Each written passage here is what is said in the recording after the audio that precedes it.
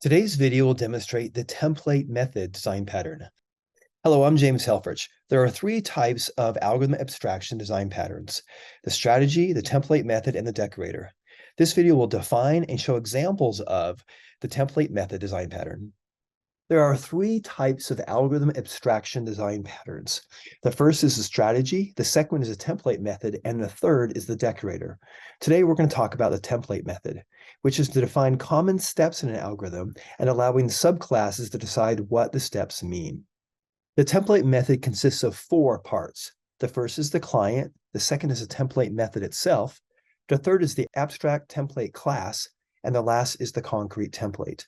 Now, the client is the class that uses the algorithm defined in a template method. The template method is the actual function we're going to abstract, and it's going to call several different steps or phases which will carry out the algorithm. The third is the abstract template class, which is going to contain the template method. And the last is the concrete template, which will define one or more of the steps defined by the abstract template class. So let's take a look at the class diagram. First, I'll remember that we're going to have one action, and that action is going to have several different steps, and each step is going to take the context. Now, the pseudocode is for an action, perform step one, then step two, step three. Okay. Now, the abstract template is going to contain the template method, which step one, step two, step three. And so the pseudocode of the before and after look really similar. Now, in this particular example, step one is not virtual, therefore no one can override it. Step two is virtual, and step three is a pure virtual function. In other words, every derived class is required to override it. And I just included these three types just as an example of the types of things we can do. Okay, now we're going to have our concrete template one, which is going to overwrite step two, which it may, and step three, which it must. And of course, we're going to get this through inheritance. Concrete template two only overwrites step three, which it must, of course, because step three is a pure virtual function. And concrete template three also happens to overwrite step two and step three. And of course, the client's going to use the concrete template class. So this is the client is obviously the client, and the template is the abstract template, and the template method is the single public method that the client can utilize. And we have the steps, in this case, step two and step three. So let's take an example how this could work. We're going to bake. Now, in order to bake, I need to mix the dry ingredients, mix the wet ingredients, combine the ingredients together, and while not mixed, keep mixing it all up, then place it in the oven and keep it in the oven until it is finished. So that's my pseudocode.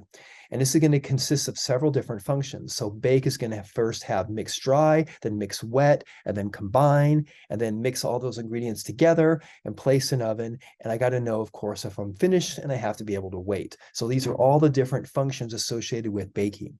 Now I want to turn this right here into the template method design pattern. So I'm going to start with a bake class. And the bake class has one public interface called bake, and mix dry, mix wet, and finished. These are all virtual functions. In fact, they're pure virtual functions requiring the client to define them. But the combine, mix, place in oven, and wait, those are not virtual. Those are going to be the same for all the different variations. Now, my bake cake is going to define its own mix dry, mix wet, and finished. And it's going to, of course, inherit off of bake. And then bake bread will also define mixed dry, mixed wet, and finished. And so we'll bake protein bar. Now, sometimes we can make this even more complicated. For an example, I want to bake a cake, bake bread, and bake protein bar. Now let's just focus on the protein bar. And the protein bar defines finished, but does not define the other two. In other words, this is still an abstract class. And how many different kinds of protein bars can I have? Well, I can have a peanut butter bar, a pretzel bar, and a nut bar. But the nut bar only defines mix wet. Okay, so in other words, it's also not finished. The mix dry is not done yet. So this is also an abstract class.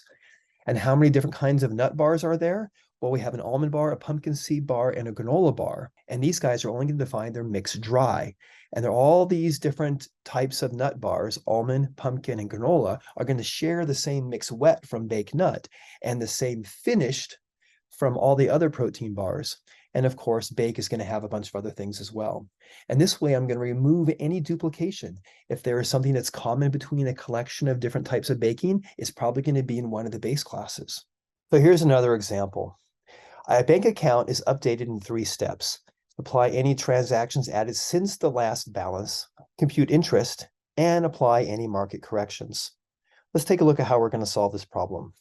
First of all, notice how there are 3 steps. And since there's 3 distinct steps, the template method design pattern seems to be a good choice. So we have 3 steps: apply any transaction added since the last balance update, compute interest, and apply any market corrections.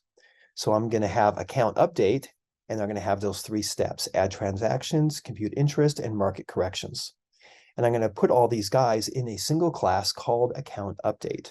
Now I have cash accounts with checking, savings, and credit. So I'm going to call that cash update, and it's only going to update add transactions and compute interest because there's no market correction for cash accounts. And this, of course, is related through inheritance. Next, I'm going to have my investment accounts, stocks and shares. And this is going to have both the add transactions, compute interest, as well as the market corrections because stocks can change their value. And then finally, I'm going to have my interest computation. And so I'm going to say loan update, and it's not going to have market correction also, but it will have add transactions and compute interest. And each account will contain a reference of account update. This is example 43.2 in the template method section of the Algorithm Abstraction chapter of the Software Design textbook.